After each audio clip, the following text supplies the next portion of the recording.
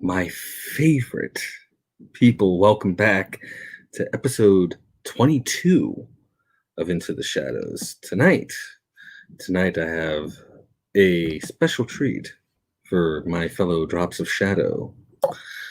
Tonight we're going to be talking about fear. We're going to be doing a deep dive into fear. I'm going to be tag teaming fear. I'm going to be tag teaming fear with a special guest tonight. But first and foremost, as always, I'm going to mention our good friend Kinko that still needs a little bit of help. So donate, buy a t-shirt, check us out on Live 365, look up Hellfire Radio. You can also catch our broadcast at hellfireradio.com. We're also broadcasting on Instagram. We're on Twitch as well. And we're on YouTube. And some of our great programming is available on Spotify, so you may want to check it out, lest you miss something, especially during this awesome month. So without further ado, I'm going to bring in my guest. I want you all to give him a very wonderful Hellfire welcome to my good friend, Nigel. Good evening. It's a wonderful night. It's great of October. We could even see Mars sitting right next to the moon. Right. I figured what a better topic to discuss on the 1st of October than fear in itself. Oh yes. So very, very delightful. So everybody has a bit of a routine, something they feel helps them embrace the greatness that is the month of October and the Halloween season. What is yours? There's a movie called Something Wicked This Way Comes, which is actually a Disney film, and centers around two young boys and Mr. Dark's traveling sort of carnival, and it's a very autumnal movie. In fact, the people, the carnival people, are often referred to as the autumn people. Yeah. And that movie, even though it's a Disney movie and it's not horrifically scary, unless there is one scene with spiders. If spiders are your thing, there's a scene with spiders that could be scary to you. But it's such a October feeling movie for me.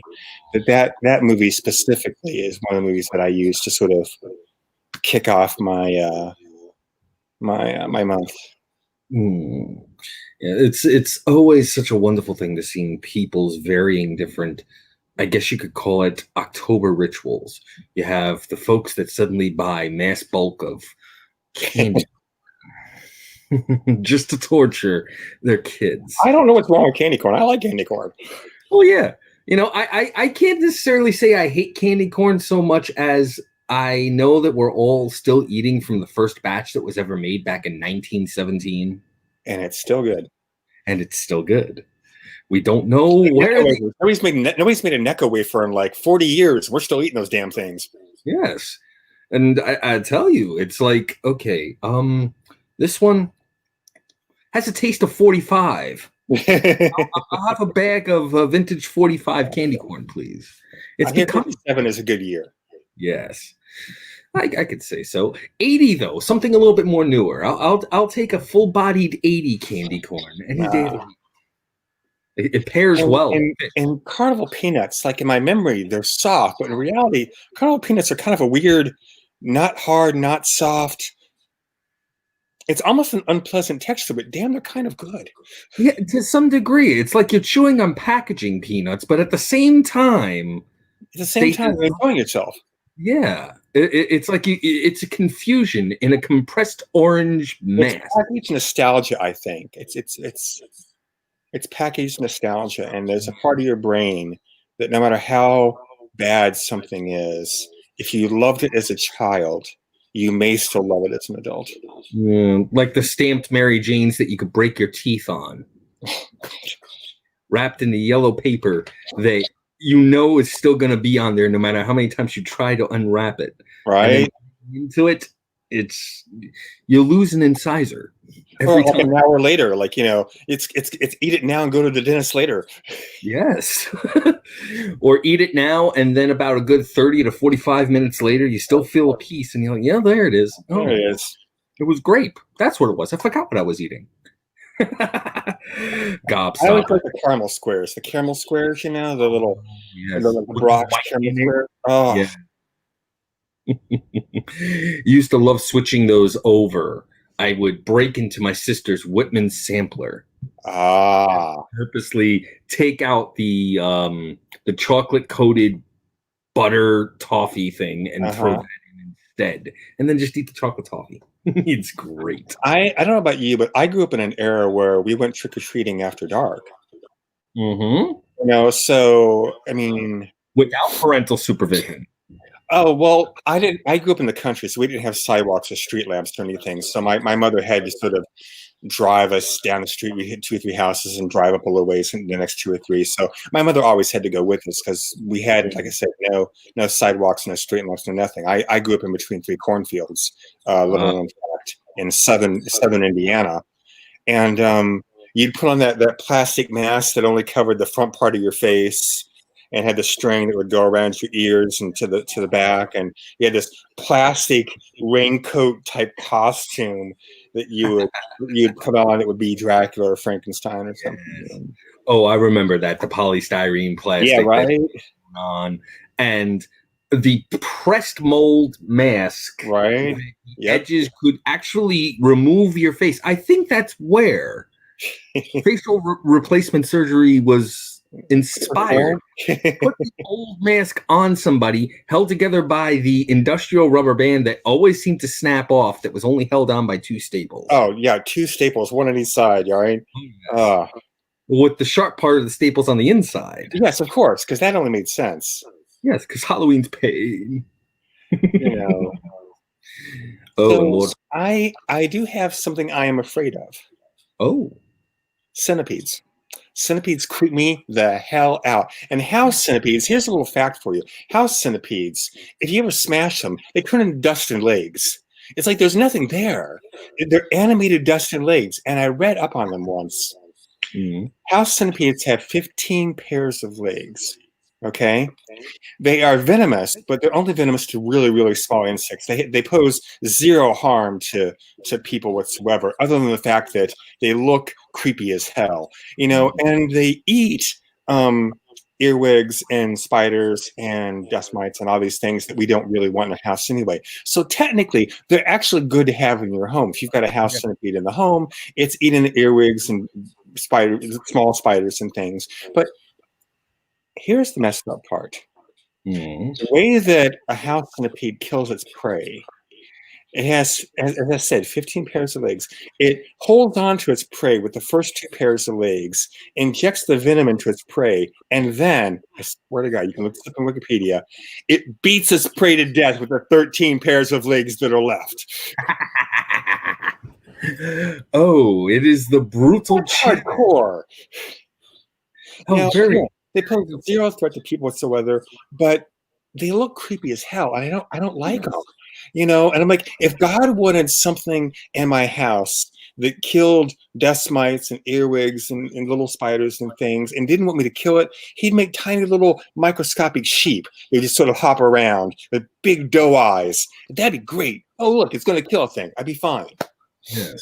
But no, we get this Japanese monster in minuscule form. We're expected to be like, oh, it's good to have that in the house.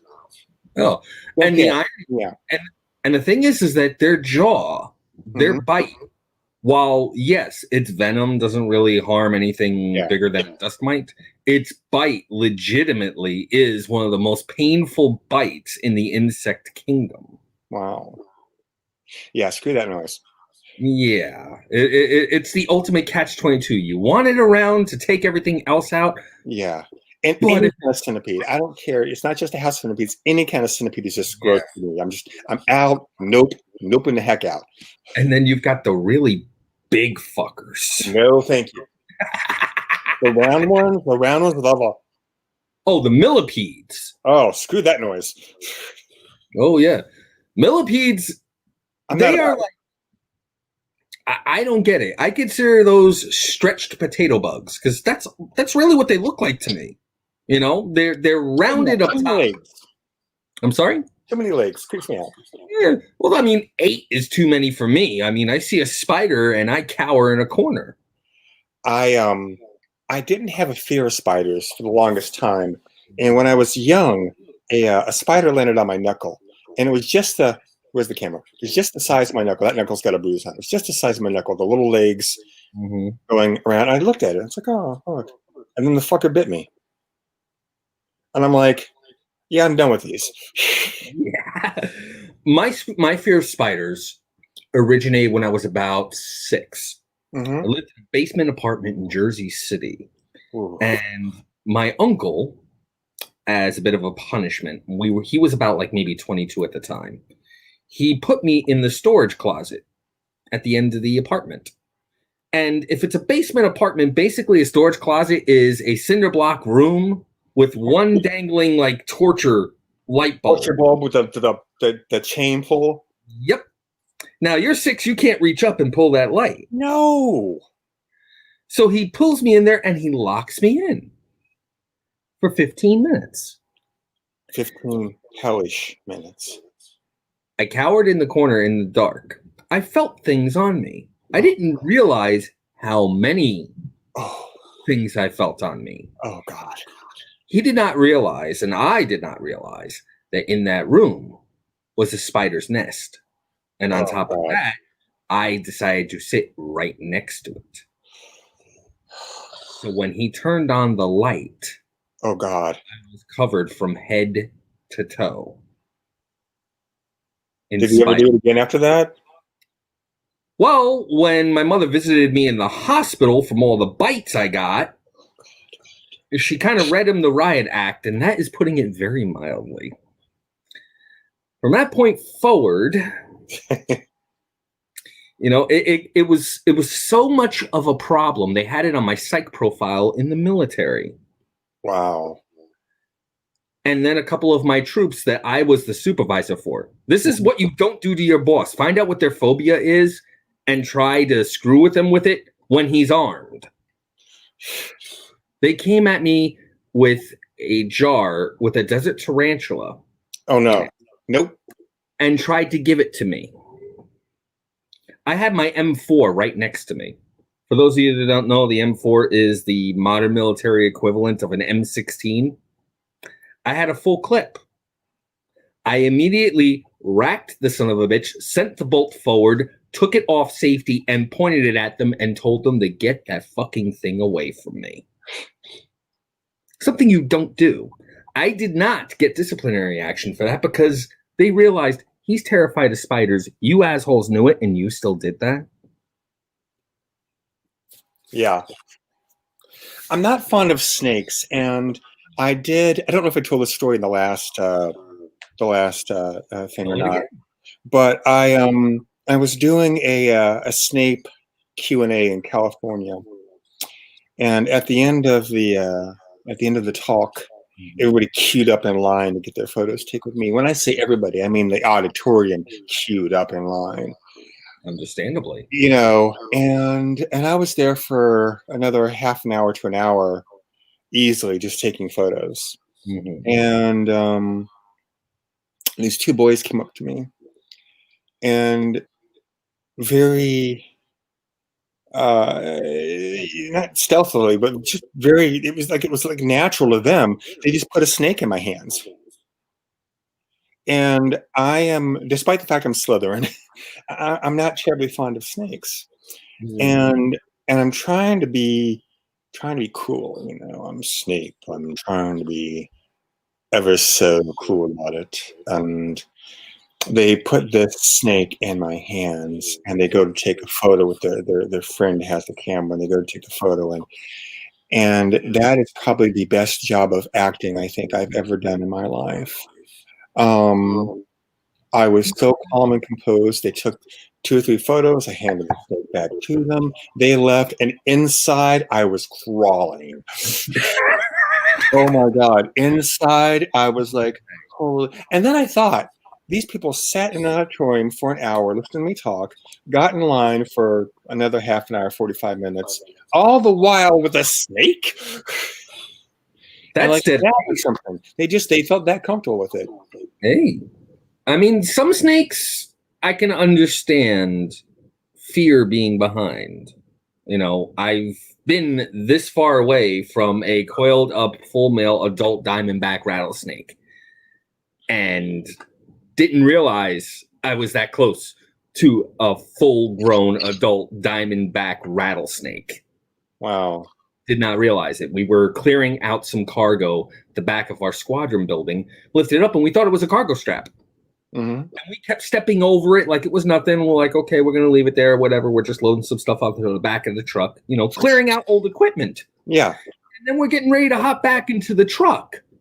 And I take one step over, I take a look, and I take a look a little bit closer. And I realize what it was that we were stepping over the whole time. And in the calmest, I swear, the most calmest, military bearingful me that I could, I was just, snake. They're like, wait, what? I'm like, snake. They took one look. I ghost white. I'm like,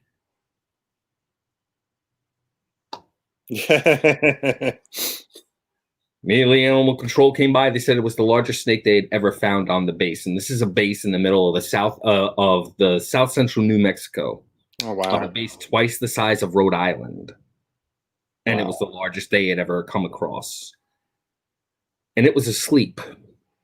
Thank God. Put a garbage can over it, slipped a pane of glass under it. Uh-huh. Animal control came by on the base, flipped it over. It wasn't asleep no more. I bet. We could hear it against the metal of the garbage can trying to get out. Uh-huh. Banging. It was biting at the walls of the metal garbage can. It was pissed. To this day, I won't be around anything that has venom. I don't blame you. Ever. But, ironically, kicking back phobias, pushing them back and away. There is a type of fear I experience, and I'm pretty sure you do too. Mm-hmm. And it's a kind of universal fear. And it's my personal fear. Fear of being forgotten, disregarded, and being nothing more than a forethought. Yeah. It goes kind of hand in hand with the whole fear of death. But yeah, there's dying is just part of that. And like you said, being forgotten, being just not even being a footnote in the annals of time. Just, I've got family members that I think about and that I mourn the loss of, and friends that I mourn the loss of, and that I've lost over the years. Mm-hmm. Sorry. It's all right. I'm putting plans in motion for most of your followers or viewers, and certainly for most of my fans, know that I have cancer, and in the past 3 years I've had to look at death in the face and make some crucial decisions in my life. To have surgeries, to not have surgeries, to do chemo, to not do chemo. There's a lot of really harsh decisions that I've had to make in the past 3 years regarding my well-being. And then I also had to make the decision of how public I was going to be about it, because, Bowie and Rickman all held their conditions very private until the final moments. Freddie Mercury of Queen was very private about it until the final moments. And I made a conscious decision to be very open and vocal and honest about my condition. Right. There are times when I go dark on Facebook or public social medias, and it's usually times when I'm more in my head than I care to be. I've already taken steps to put Platform One into Allison's name, because she will undoubtedly outlive me by a good number of years. And my hair looks a wreck when I mess with the camera. I don't know what I'm doing. I can't do camera hair. I'm the same way. Can't help but touch it because it's there. Right? You're like, yeah. But yeah, so I've got steps in motion to put Platform One into Allison's name, and I have a book that I'm working on, and I have things that I want to put out into the world. that I hope will serve as my legacy. Yes. I put things out there that I hope people in the years to come will find the book, will find an album, will find something, and will remark on the life I led. I don't know how true that'll be, but man, no one really does. I mean, except for the insanely popular. But the rest of us, we have to wonder who will remember me in 5 years, 10 years, 15 years, 20 years. Yeah, it's a From now. it's a constant thing, but I'm pretty damn sure the one thing that anybody will always say, especially when they're facing something like this, and I'm sure you would agree with me, you don't want to be defined by how you left. You want to be defined by how you walked. Yeah, I want to be defined by the life I led. It's a thing on tombstones that's remarkable, is that you have two dates. You got your birth date and your death date. Then in between the two, you've got this dash. Yes. The dash is really the most important part of that. The dash is how you lived your life. The dash is the expanse of your life. Yes. The dash is what's important, not what day you were born or what day you happened to leave, but all the days in between. Did you wake up in the morning and put your best foot forward? Did you wake up in the morning full of hope or dread? And it's okay to wake up with either one, honestly. I think people fear being afraid, honestly. I think people are afraid to admit when they're scared. They're afraid to admit when something frightens them. They find ways to cope with it, to shield themselves from their family or their peers or their loved ones or whatever. Or if you're just watching a horror movie, somebody might have that nervous chatter that happens because there's something on screen that's happening, and they have to fill the silence with with sort of this verbal diarrhea that just comes out, because if they shut up and watch the movie, they're gonna be just as scared as anybody else. It's the relatability in films and any kind of portrayal of a termination of mortality itself. When you can say to yourself, I could see that I would be the same way, or this could happen to me, then suddenly you feel it on the inside and you're like, oh, fuck. There are a couple movies that I think really do a good job of that, and one of them is The Ring. And The Ring Mm, does a great job of establishing a very believable premise. If The Ring opened up with a girl climbing out of a TV set, we wouldn't buy it. no. But it opens up with like a campground and a videotape and an eerie phone call and all these little tiny things that could happen. And then that horse scene. Oh my God, that horse scene is so realistic. The horse Mm, runs, it goes over the ledge, and you hear it. You hear it smack against the hull of the ship. And everybody runs to the back of the ship, and you just see this blood and water, you know, mm. and it's so visceral and it's so real. That by the time you get to the end of the movie and there's Asian chicks climbing out of TVs, you're done. Like, man, you're just on the edge of your seat. The table's already been set. You're just being fed the meal at that point. You know. That's why I like Blair Witch, Mm-hmm. because the actors were just as stressed out as their characters were. That wasn't scripted. Every Yeah. single reaction was them. They were just Yeah. given a general premise. That's it. Yeah, they had a handful of lines at best. It was mostly just ad-libbed and whatever.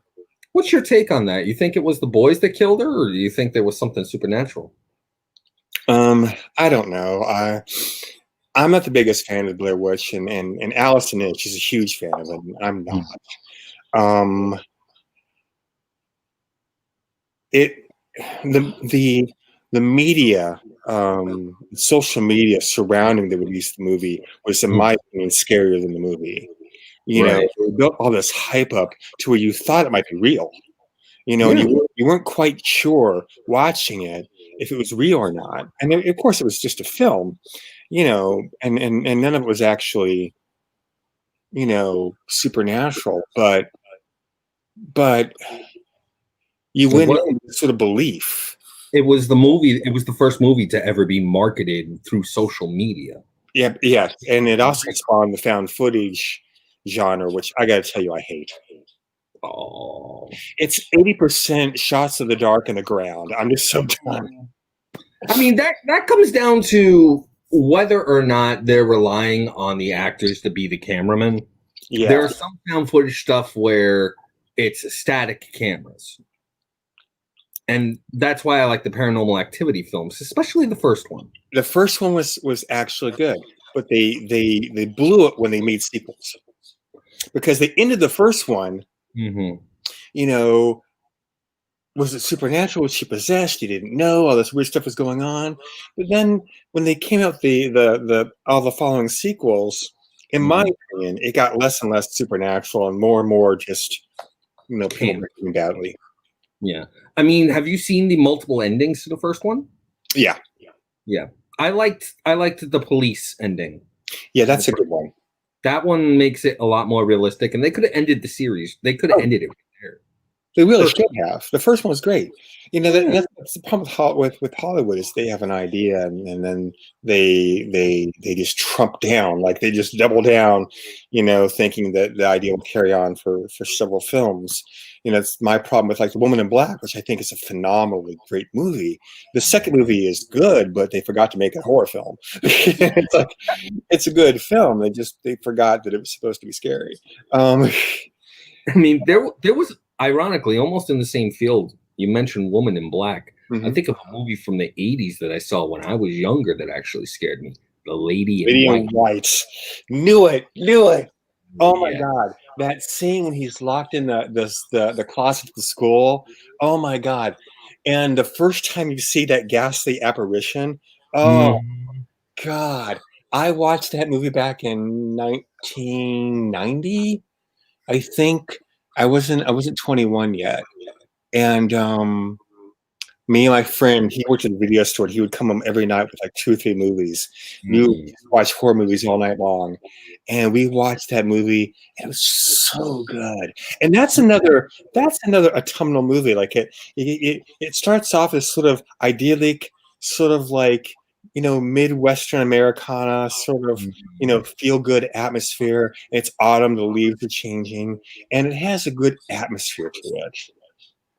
And the Yeah. story's good. Yeah. And I mean, it sticks certain things into your mind, like the music, Mm-hmm. the song that kept on playing. Yep. You end up discovering a little bit more of a mystery. And it has the one trope that honestly never gets old is when you realize that somebody that throughout the whole film was almost seen as like an honorable figure, as it turns out, has the super mega terra omega dark secret that makes them out to be the villain. It's Yeah. the only What Lies Beneath was the only time where I could say I've ever seen Harrison Ford play Uh-huh. a villain. Uh-huh. That twist. Spoilers, by the way. Yeah, that twist. Like, Spoilers, wait, everyone. he was the bad. Wait, what? And it makes Yeah. you like question the nobility of somebody entirely, and that uncertainty makes you go, "Would you do that? Would you do that? Hmm? There's some skeletons you ain't telling me about." It's and again, it goes back to the believability of a character or a premise or an idea.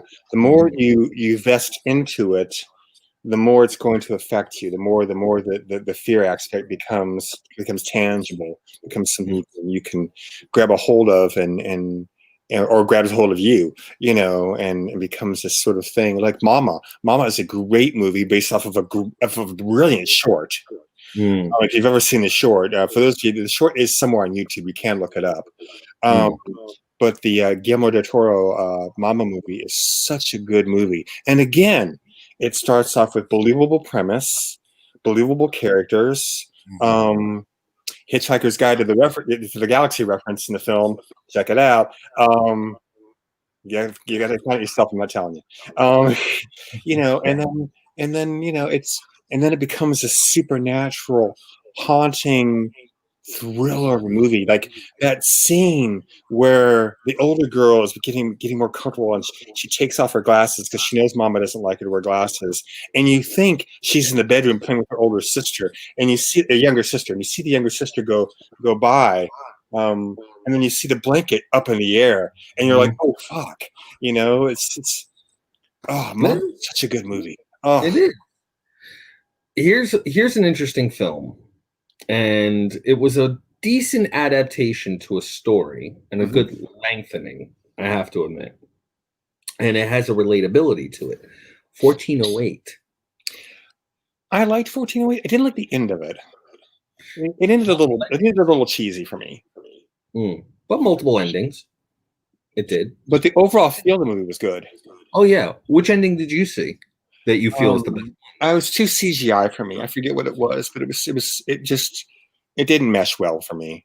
Hmm. I haven't seen it in decades, so I can barely remember it. But I remember distinctly not liking the end. Yeah, I mean, there's the ending where he lives. There's the Mhm. ending where he dies. So it's like, okay, which one is more likely? And Cusack says that he's more than willing to do a sequel. And Really? yeah, Wow. it'd be pretty awesome if King actually writes a sequel. Because You know, John Cusack, and I've heard a lot of rumors that he's awful to work with, and he's not a terribly nice person, which is a damn shame if it's true, because most of his characters are beloved to us. You know, he was an extra in 16 Candles, of course, Gross Point Blank, and there's a ton of John Cusack movies that are just Better Off Dead. There's just so many movies that are just brilliant with John Cusack, and I want to believe that he's this likable person that he portrays in films, and I hope that he is, but I hear too many stories to the contrary. that's But sad. but he is a really good actor. He was also in Identity, Yes, that's what I. Yep. and that was a really good movie. And the ending of that is superb. Oh yes. Identity is such a good film, and you think it's over, and then you realize it isn't. And it's not a stupid we threw in this twist to make a twist just because twists are fun. And it was a very purposeful decision from the writer of the story, I'll assume. You know, and it's just such a brilliant end to a sort of thriller conspiracy movie. Ugh. Yes, to like make you like go, wait, what? Oh shit! Oh, oh, you Now know, things are falling into place. Well, one of the reasons why 1408 worked so well is because everybody kind of has that creeping thought when they sit in a hotel room. hmm They're always wondering who died in here, I what's do. happened here. I wonder. Oh, yeah, it's always there, and you have to wonder whether or not it's something that you're going to have to deal with.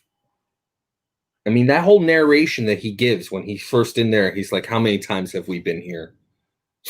hmm It just goes around the entirety of it, and it's just like thinking about all the things that have ever happened in the room itself, and you're just like, "Oh, okay, we're at that. We're doing that now." Another thing I like in some horror movies, if it's done well, is Mhm. the initial shock.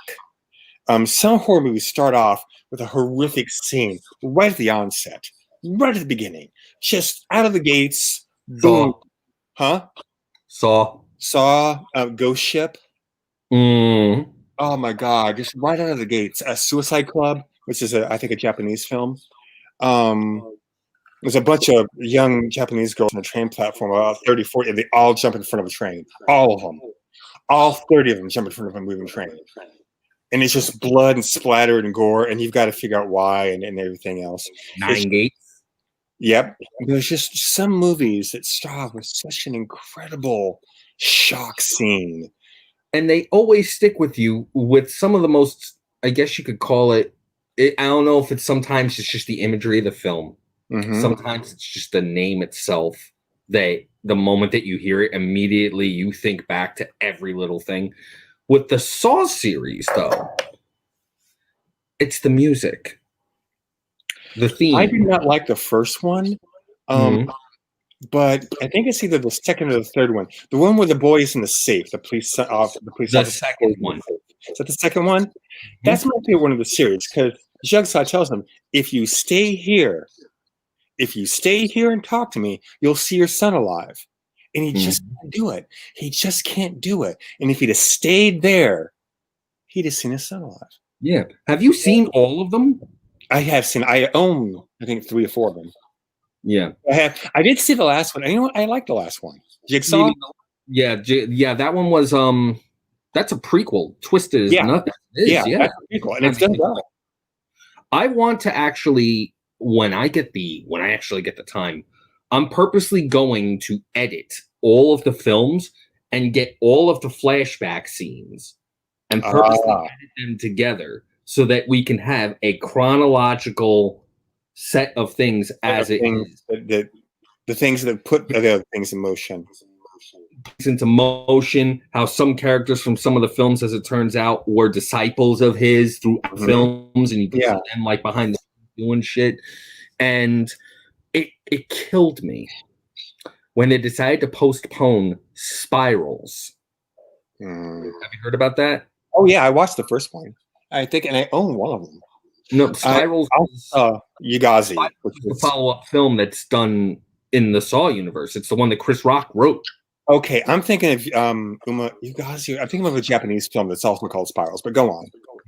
Yeah, it's Chris Rock apparently was a super fan of the Saw franchise. He wrote a sequel. Really? And is in it. And it was supposed to be released this past May. Oh wow. They postponed it till next year.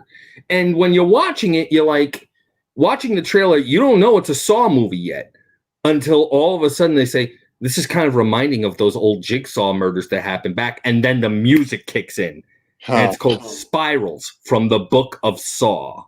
Which makes you go, oh, they're turning it into this now. This is going to be interesting. Cool. Because all the other films, they've relied on, I don't want to say B-movie actors to fill in a number of the roles, and they only maybe threw 1 or 2 A-listers in there just for the heck of it. Yeah. But now we've legit got a full-blown A-lister in. As like the focus. Because the first film you had Danny Glover. Okay. And Carrie Ellis. Yep. In the second film, you had Donnie Wahlberg. Yes. Who, up until then, I only knew of as New Kids on the Block. Yeah. As it turns out, he's an actor, too. And the redhead that was in it, that was in Starship Troopers and was in a couple of other films. All right. And then it continues with her, and you see all the other actors just progressively over time, constantly filling the roles. You had, what's her name? That was, I forget her name in the second film. Yeah. Whereas it turns out she was one of his earliest victims. Yeah. Yeah. And it's like, oh. But the twist that happened 2 movies ago, the ending, like the guy that faked being a victim. You know what I'm talking about? Yeah. Yes. And being surrounded, and then you see that reveal, and you're like, yeah. Makes sense. I mean, they even had, I think, Chester Bennington in one of them. I don't remember. I don't recall. It was the trap involving the skinhead in the junkyard. Okay. The guy was glued in the car. That's Chester Bennington. Yes. Okay. Yeah. Lead singer of Linkin Park. Rock on. Yeah. So they threw A-listers in there and little cameos. Another film that I think is a little underrated that is really good, and the sequel, although you got to suspend a little belief to follow the sequel, is still actually a good movie, is The Descent. The 6 women go caving. Wasn't that a remake? No, that was a Canadian film. But it's 6 women who go spelunking, and the first half of the movie is claustrophobia, spelunking, and just the environment. The evil that they encounter doesn't come in until the halfway point of the film. So you spend the first half of the movie, again, believable premise, believable characters, the dialogue between the characters, the interplay is all very natural. It all feels fluid, and then they find themselves, having a face-off against these creatures that live in the caves. The Descent is a really good. If you haven't seen it, please check it out. It's such a good film. I'll have to. And The Descent 2 is a good film. Just you got to suspend a lot of belief, and But another series I deeply love is the Jeepers Creepers series. Yes. That's I've a fun series. All three movies, there's three. The third one went directly to video or directly to streaming. mhm. The third one has nothing but B-list actors at best. The acting is so. The vehicle becomes kind of its own character in it, though, and that becomes really interesting. So that's really, but the first two films, and the third one is actually chronologically, the third film takes place in between the first and second film. Mm. But the Jeepers Creepers, every 28 years it gets to live for 28 days, or every 23 years it gets to live for 23 days or something, and it feeds on your fears, and it smells the fear in you, and it goes after the person who is the most scared, who has the most earnest fear. So your fear betrays you in this film, and which I think is kind of interesting. There was beyond movies, though. There is a. We're going to talk video games here for a second, and I might actually end up exposing you to this if you haven't already. I probably have. I'm not the world's biggest gamer. Well, thankfully, this one, there's two types of games out there, honestly. I call either time wasters or interactive narratives. This falls very squarely in the second, and it purposely plays upon your fear. It was a series that was done called Until Dawn. Yes, I am familiar with it. Yes. Okay, there you go. The toying of the idea of, okay, you're in a mountain chalet with a backstory of death, with a killer, and on top of that, a folklore of a creature that's also doing the stalking too, and you gotta wonder which one is really doing it. Little bit of a and those types of interactive narratives are the kinds that a person can really sink their teeth into, pun intended, in regards to really toying with one's fear. If you really think about it, because you're being put in control of whether or not the fear is going to overtake or not. You're forced to face it. You know what I mean? Yeah. I'm going to look up something because I have a question, and I don't think randomly, no offense to you, I don't think randomly anybody's going to know the darn answer. Try it. What came first, Fear.com or Hell World? Fear.com. Did it? Mm-hmm. Because Pretty sure. Hellraiser movie, right? Yes. Hell World. Hell World is 2005. Here we go. Fear.com. Fear.com. 2002. Look at you go. Yeah. I remember I saw both, and I saw Fear.com in the theaters, and then when Hell World came out, I immediately downloaded it. Don't ask me how. See, my thing with Hell World is it's Lance Henriksen. I'll watch anything with Lance Henriksen. Lance Henriksen can make a coffee commercial, and I would watch it. Of course. Henriksen. It's like Bill Nighy. Bill Nighy could do anything. I'm like, it's Bill Nighy. I'm going to watch it. Yeah. Of course. It's like. And talk about a versatile actor. Bill Nighy, from comedic roles to my favorite vampire, Victor from the Underworld series. Hands down my favorite vampire. There you go. But Bill Nighy, dear God Almighty, he's in all these comedies. There's a movie called The Golem of something on Netflix now that has him in it that I have to check out because, one, it's a Golem movie, which there's very few of, and two, it's Bill Nighy. Mm-hmm. Who can go wrong? It's an English cast, obviously. Who can go wrong with English horror? There you go. There's an actor that actually oozes condescension in almost every single role he's ever been in. Charles Dance. You know what I'm talking. He has not done a single role where he's not overtly condescending to everybody around him. He's snarky, just like all the time. I mean, I think there's maybe one film where you could say to yourself, okay, it's somewhat comedic, but he's still being Charles Dance. Space Truckers. Oh, God. You know what I'm talking about. Yeah, I do. I haven't seen that movie in, God, a lifetime. Oh, man.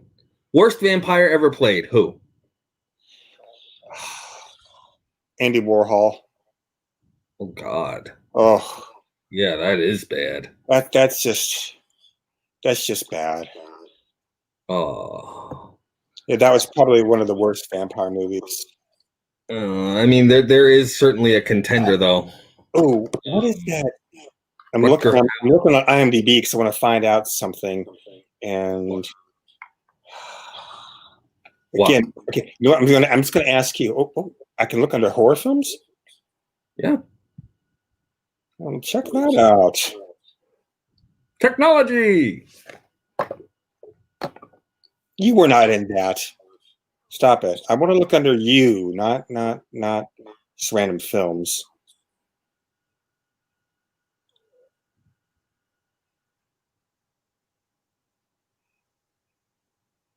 God, IMDb is just changing its thing on me here. What's You're the not question? into films. Stop. Just stop. I'm done with you now. I'm looking for the film, and oh, you know why? Because I'm What not film? not under. There we go. There we go. I'm on it now. Mm, I'm looking for the film that has Julian Sands, and I okay. want to say I can't remember who the other guy is. Oh my God, these are way too new. Got to go back further still. Warlock.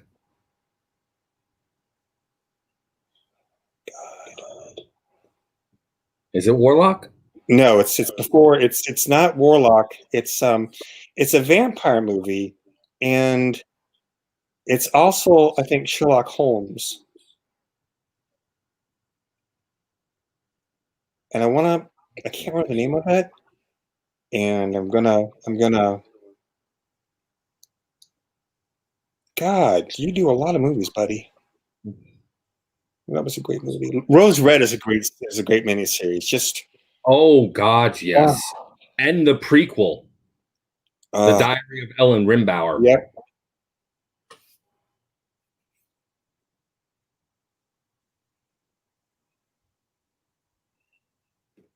I think his portrayal in Tale of a Phantom. Vampire.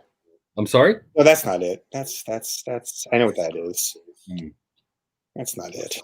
His portrayal in Phantom of the Opera was a bit cringeworthy. I liked it. It's. I don't know why they didn't make him disfigured. He's just like I'm Julian Sands with long flowing hair. Mm, Check out how sexy I am. I'm Julian Sands. Oh, God, that's such a good movie. Gothic. mm. Okay, maybe you're not in it, and my brain is just doing a thing. Okay, Hoping to insert him. we're gonna look under Richard E. Grant because I think Richard E. Grant's in it. It's a vampire movie that plays out as a Sherlock Holmes film. Dracula 2000. No, it, got to be in the 80s or 90s, the latest. Hmm. So you mean to tell me that Andy Warhol played a worse vampire than Tom Cruise? Ooh. I love that. You know, I have it. I'm against Tom Cruise as is uh, Yeah. for so many reasons, but I'll be with you in one moment. I'm honestly trying to find No, no, it's all right. a movie, and I'm in the 90s, so I could still find it. Mhm. Well, with all forms of fear out there, despite portrayal, Uh huh. display, it it'll always impact people on a personal level, especially if it's something that they grew up with as a childhood concern. I've learned, and sometimes the portrayals in film and movies just enhance that to like the umpteenth degree. You know, think back to spiders and whatnot. When I saw arachnophobia, I got even more terrified of the sons of bitches. Yep, and that's a Julian Sands film. Ed's in that too, Yep. Oh, I mean, even thinking about it's making my scalp itch. right? Think these All right. nay. Yeah. and again, it really does come down to the tangible. Mhm. That's in order for something. Maybe that's why there's never been a successful H.P. Lovecraft movie because it's hard to make that tangible. Yeah, it's not something that people realistically believe is going to happen. There aren't. I mean, and I love his writing, and I know he was a shit person, and Mm. he was a xenophobe and a racist and what have you. But I love his work. I think his books are amazing. He's one of the few writers that's ever creeped me out. The Rats in the Walls creeped me out big time when I first read that story. Mhm. Um, just he has this way of writing that just for me draws me in and just but for some reason it just doesn't translate to film, or people try to modernize it. I think that's the biggest problem, is that people try to modernize Lovecraft, and Lovecraft doesn't happen in a modern society. It all happens in an early sort of 15th or whatever. It all happens in a much different century than we live in. Yeah, but we've been over flooded with so many Victorian horror films, left in Edwardian horror films so much at this point. It's starting to become a freaking trope. Yeah. I mean, even games have been doing it lately. I mean, Layers of Fear, about a freaking Victorian era freaking painter that killed his freaking family, Hmm. and you're the painter, slowly descending into madness through this old empty house in the middle of a freaking rainstorm, realizing what it was that you did. Wow. I've been Mm-hmm. watching. There's a channel on YouTube called Fascinating Horror. I don't know if you've ever Mm-hmm. watched them. They recount um, tragic events in history that often have unexplained circumstances or an air of mystery about them. Mm-hmm. And and I love that stuff. I eat that stuff up. If a story is based in some amount of reality, I will just consume it. They should make a movie about Chikatilo then. I don't know what that is. Andrei Chikatilo was the most prolific serial killer in Russia. Ah. They actually caught him, I think, in the mid 90s. I think he Uh-huh. was finally sentenced to execution, I think, in 2002, and he was finally executed. This guy, he killed kids and ate them. I think his count Well, is in the. it's harder to eat them when they're alive.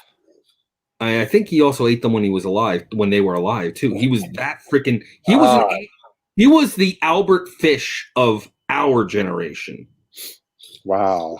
And this guy, there's photo. This dude looks I just legit. watched the thing Albert Fish this morning. Yeah, go fig.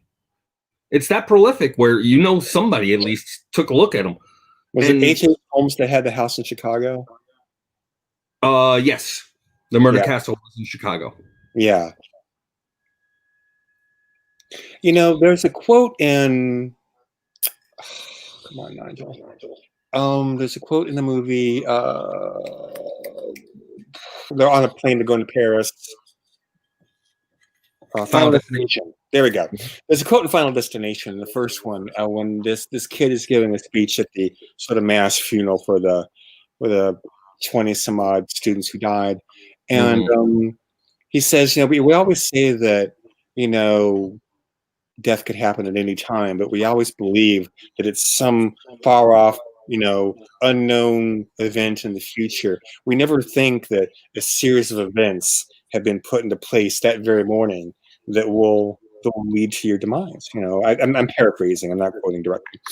And but I think that's why people are comfortable with the idea of death, because it's for most people who don't face it, people who haven't had to make that decision, for most people, it's still abstract. Unless you had someone really close to you die, Mm-hmm. death is kind of an abstract concept. You fundamentally know, and you've known since childhood. You have fundamentally known that all living things eventually perish. You've Mm-hmm. known this. I don't know when you learned it, but at some point, and I'm paraphrasing Rosencrantz and Guildenstern now, but there's a moment where you realize for all the points of the compass, there's what one end, and that's death. That's paraphrasing of Rosencrantz and Guildenstern for death. But it's true, and I personally, I had my parents die. My biological father committed suicide when I was 11.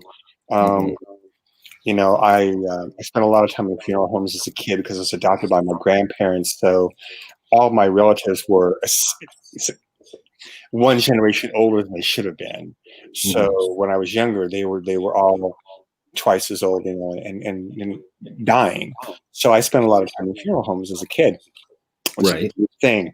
And so death to me has always been a very realistic and sort of tangible thing. I've known about death very, very firsthand, at the very least, since I was 11. And most people, as I said, unless you've had someone really close to you, not Bowie or Prince or Alan Rickman or anybody, but if you had somebody close to you, you had a parent or a relative that was close to you, not your fourth cousin you never saw, but if you had someone in your life who's no longer in your life, who's ripped from your life, and an unforeseen swift motion, it makes the concept of death very different to you than to those around you. Until you actually see the Reaper in his robes in your mind from a personal perspective, it's never anything you're going to be able to grasp, and people will attempt to fight it at their most blatant. Using Final Destination as an example, the jock teenager, all right? I refuse to let anything be out of my control, et cetera, et cetera. The whole idea that youth believes themselves to be immortal because they themselves have never faced death to that degree. And some embrace it, some face it, and then some purposely rebel against it. And, in all honesty, from the few brushes of death that I've had, from the lightning strike to the cancer to the heart attack to 2 attempts by Al Qaeda, the only thing I say is, when he arrives, offer him a cup of coffee, ask whether he wants cream or sugar, and just simply tell him, have a seat, and let's discuss whether or not this is going to be the last cup of coffee or the next one. A friend of mine wrote a story called The Finnish Cellar, Finnish, Finnish is in Finland. And The Finnish Cellar. And there was this old woman, this elderly woman who lived in this tiny house. And one day, there's a knock upon the door, and she opens it up, and it's Death. And Death says, it's time to go. And she says, well, could we have a cup of tea first? And Death says yes, and they sit down in the kitchen, and they share a cup of tea, the two of them, Death and this Finnish woman. And when the tea is finished, Death says, we really must go now. It's time. And she's like, well, okay. She's like, I just have a few things I want to put in order in the house before I go. And, would you mind terribly if I showed you my basement? I'm very proud of the work I've done, and I've remodeled, and I've done a lot of things, and I'd be very. It would be nice for you to go and take a look at it. And Death agrees, and she opens the door, and Death walks down the stairs, and she shuts and locks the door behind him, and Death walks to the bottom of the stairs and turns on the light, and there's 8 of the Deaths in the room. I saw that coming. So Thomas Early wrote that story, and he's not on social media, and he probably doesn't remember that he ever told it to me. I don't know why I remember it, because he told it to me when I was like 18 or 19. For those of you paying attention, that's a few years ago. And we talked 2 weeks ago briefly.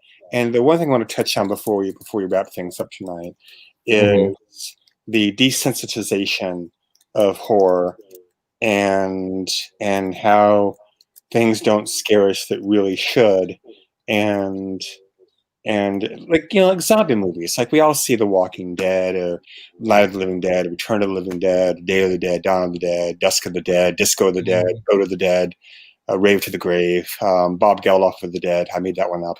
And it's not that far off of a reach either. Right? And Band-Aid of the Dead. And that's what I'll do, Carol. And anyhow, but no, we've all seen, Frankenstein's Monster, Bride of, Curse of, Dracula versus, etc., etc. And the early 1900s, the mere illusion that a person was dead was horrifying, with Mhm. with minimal special effects, with shoddy camera work. Nosferatu was a horrifying film for the people of its time. We watch it now and we laugh because the effects are almost comical sometimes. Mhm. Unless you have an appreciation for that sort of thing, which I'm sure you do and I do. But the layperson will be like, "What's this crap?" And we should be horrified. You watch the first episode of like shows like The Walking Dead, and the problem I have with those shows is the same problem I have with most horror. Is that it's horror for the first few, and then it turns into some weird action thing or whatever. It diverts from the plot. The opening scenes of Walking Dead are really scary, but later it's finding other people that are scary. It's this fear of, your fellow man being a rapist, which they always are, and the world goes to crap. We live in a post-apocalyptic world. And the first thing men will do is, I want to rape everything, dude. Like, seriously. But we should be afraid of vampires. We should be afraid of reanimated corpses. We should be afraid of these things, and we're desensitized. We see Saw, and the first time we see it, we're horror stricken, or we're in awe of it. But they have to keep one up the ante. Mhm. If they don't, we lose interest. Yeah, it's a downside. And it's come to a point right now where horror and gore are both the same thing. Yeah, I'm not a fan of gore. It's not. Gore without reason, I have a hard time with. And you have to really have a reason for it. The first Hostel movie taught me that I should always give candy to the children of the village, and right, Hell. just saying, carry around some candy, give it to the village kids, you'll live longer. It also taught me that knowing more than one language is a good thing. Also, I'm 50 years old and I will never stay in a hostel because I'm not an idiot, but I would have done so in my 20s. Mm. I would have saved Mm. money, do this, that. I would have done so in my 20s, absolutely. But like I said, I didn't know any better. But we should be afraid of these things, and we're desensitized by either the overload or the shock just isn't there. Yeah, I think shock value is gone these days. We've already seen most of the stuff, and I mean, people take a look at the current situation in the world and they say to themselves, "This apocalypse sucks. When are zombies getting here?" And the only thing you say to yourself is, "Wait a minute, you're failing at the tutorial level of the apocalypse, and you want to go to expert level? Are you fucking nuts?" So, do you want to hear the scary truth? Yes. Because I was friends and actually dated a medical oncologist, a scientific oncologist, and here's the real truth of the matter. One, the zombie apocalypse is never going to happen.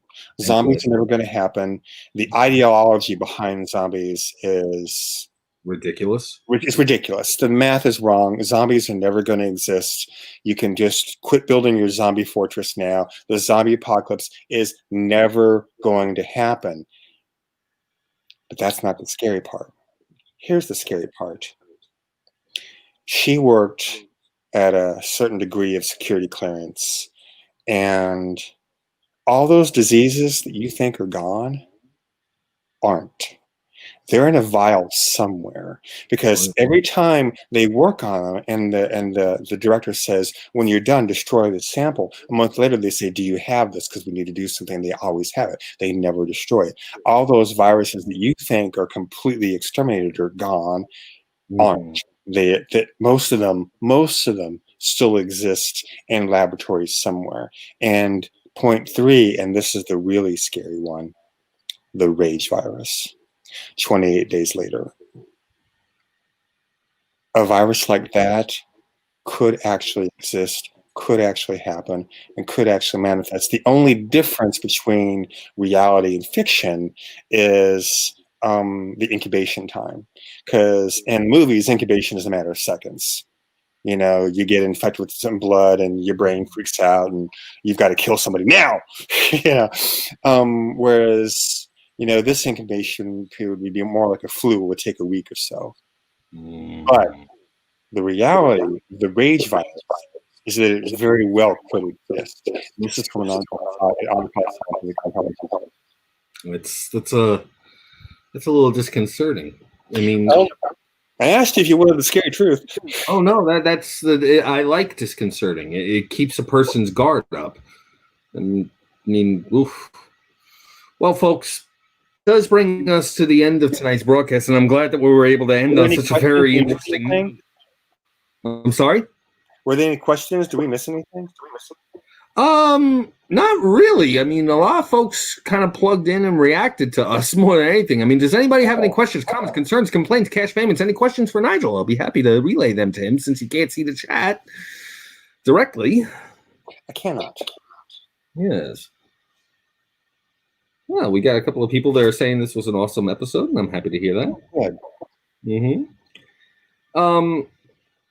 I mean, there is one of the most awesome things when it comes to film and fiction becoming reality. There can be actual vampires. There can be. If you have a melding of conditions combined all at once. If you have somebody that is sensitive to sunlight or allergic to sunlight. Are we talking about porphyria? You've got porphyria as well. Okay. Hemoglobin deficiencies combined with porphyria, sensitivity to sunlight, narcolepsy, and there's a couple of other diseases out there that put a person into a state where their heart rate drops to near zero. Okay. And as well as skin pigmentation issues here and there. Yeah. Possibly over elongated canines. Usually their gums recede and they appear longer. Yeah. Is what usually happens in that case. Yeah. And then, people with an adrenal condition that causes them to have like freakish strength or lack of sensation in their exterior extremities to the point where they can claw and break through crap. Now you combine somebody with all of these conditions, which it's not likely, but it's likely now. But now, like we're broad spread, whereas back then, like there were communities and hovels and villages where eventually you're going to be dating or mating with somebody who was dated or mated with somebody else. The pool was more shallow back then. Yeah. So now that's a lot more widespread. There's a capability for larger amounts of diversity and combining. It could happen, maybe. It's unlikely, but there are still cases of porphyria out there. Oh yeah. It's insane. All right, we got somebody here. How would you react to the horse death scene in The Cell? Oh God, that was so weird. I didn't have time to react to it in the visceral, horrific way that a person should react to it, because I'd seen the Bodyworks exhibit, which if you ever get a chance to, it's a phenomenal exhibit. But I'd seen that, and the horse death scene is so similar to a lot of things that do in the Bodyworks exhibit. I was just fascinated by it, so I didn't have time to react on that particular level. Yeah, I mean that whole product, the plasticization process, the creepiest exhibit that I saw there was one of the human face that's just on a pedestal and it's just rotating and it just looks so lifelike as it's doing, and you're like, oh cool, somebody made a plastic. Oh shit, that's real. Yeah. It's an interesting exhibit. It travels around a lot, but the body worlds, yeah, I think, yeah. If you haven't checked it out, please check it out. It's really, Oh yeah. really interesting. Yeah, it actually made an appearance in a film. It was in Casino Royale. Really? Yeah, during the whole airport chase scene. I don't remember. It was earlier in the film, and the guy that apparently has like a special code or whatever, 007 finds him, and he's chasing him through the exhibit itself. Oh, that's right. Yeah, Yeah. and you got the freaking corpses playing cards. Was Yeah. an interesting one, and I was like, ha ha ha, yeah, that's kind of cute. I mean, so many different things, and you see all the creepiest one was the face. The most interesting one was when they did the cross section of the body that was extremely obese, and you see the legit muscular structure underneath all of the fat. Yeah. It's weird when they show you all the microscopic veins that are taken and Mm-hmm. sculpted, or when they do things like they make drawers out of body parts, like out of like a chest of drawers, literally. Like they do a lot of really interesting things. They do a lot of things with athletics, taking athletes in very athletic poses, and then stripping away layers and showing you what muscles and bones and tendons look like. It's fascinating if you're into it. Extremely. Here's a fun thing.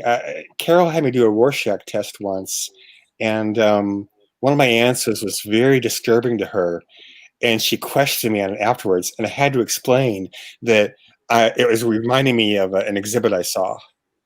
Ah, Body works, and that's why I had a particular reaction to a particular ink blot. It's not because I'm a psychopathic killer, I promise. I've been tested, um, but it's because of an exhibit that I saw. you see, you say been tested. It reminds me of one of the funniest damn insult I ever heard was in Adam's Family Values. Okay. You shouldn't be married. You should be studied. That's a good one. It is a good one. I had to be like, okay, that one, well done. Well done. All right, folks. I think that's it for tonight. Thank you all for actually tuning in. Nigel, again, thank you for coming on. Thank you for having me. It's always a pleasure. Thank you so much. Absolutely. And if anybody wants to get a hold of me, you've got my email, Nigel. If you got anything else to plug, by all means, do so. I'm on Facebook under V Nigel Taylor, Vladimir Snape, Platform One, and Seven Dream Seven. So any one of those sites, and they're all linked together, so I should be very easily found. Drop me a line. I do respond to my direct messages. So say There hey. you go. All right. Okay, folks. That's it for Into the Shadows. Again, thank you, and I'll see y'all in 2 weeks, as per usual. The rank commander will be back on Friday, guaranteed. Well, actually, he'll be back on Monday through Friday, as per usual, and then you get me again the following week. So again, remember, good night, sleep tight, and if you ask nicely, maybe I'll bite. Good night.